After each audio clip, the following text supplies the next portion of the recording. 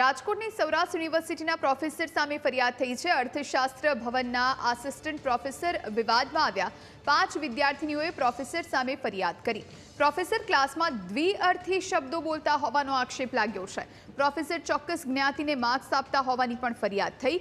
વિદ્યાર્થીનીઓએ professor Sanjay Pandya સામે CMO સુધી ફરિયાદ કરી। ફરિયાદના આધારે મહિલા આયોગે કુલપતિને તપાસના આદેશ આપ્યા છે। આ વિશે વધુ જાણકારી માટે સંવાદદાતા ઋષિ દવે આપણી સાથે રાજકોટથી લાઈવ જોડાયા છે।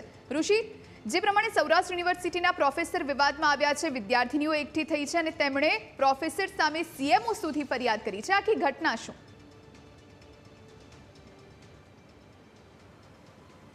અર્થશાસ્ત્ર ભવનની આ વિદ્યાર્થીનીઓ છે, 5 વિદ્યાર્થીની, તેમને આક્ષેપ પ્રોફેસર ડોક્ટર સંજય પંડ્યા સામે એ પ્રકારનો લગાવ્યો છે કે તેઓ દ્વિઅર્થી ભાષામાં તેઓ સંવાદ કરે છે અને સાથે જ તે અમુક ચોક્કસ જ્ઞાતિના વિદ્યાર્થીઓને જ માર્ક આપે છે। આ પ્રકારનો આક્ષેપ તેને કર્યો છે અને તે આક્ષેપ તેને સીએમઓમાં કર્યો છે। સીએમઓમાં આક્ષેપ કરતાની સાથે જ સીએમઓ દ્વારા અહીં સૌરાષ્ટ્ર યુનિવર્સિટીના કુલપતિને એક મેલ કરવામાં આવ્યો છે અને સાથે જ મહિલા આયોગ દ્વારા પણ મેલ કરીને સમગ્ર ઘટનાની તથ્ય જાણવા અને તપાસ કરવા માટે જણાવવામાં આવ્યું છે। હાલ તો અત્યારે કુલપતિ તથ્ય જાણવા પ્રયત્ન કરે છે, પરંતુ જો આ છાત્રોની વાતમાં દમ હશે, એટલે કે ખરેખર આક્ષેપ સાચા હશે, તો એક સૌરાષ્ટ્ર યુનિવર્સિટી માટે આ લાંછનરૂપ ઘટના કહેવાય। કારણ કે એક પ્રોફેસર, એક જે વિદ્યાર્થીઓ છે તે શિક્ષકને એક ભગવાનનું રૂપ સમજતા હોય છે કે જે જ્ઞાન દેતા હોય છે, પરંતુ આ દ્વિઅર્થી સંવાદ કરે છે અને સાથે અમુક ચોક્કસ જ્ઞાતિના છાત્રોને જ માર્ક આપતા હોવાનો પણ આક્ષેપ આ પ્રોફેસર પર લાગ્યો છે। ત્યારે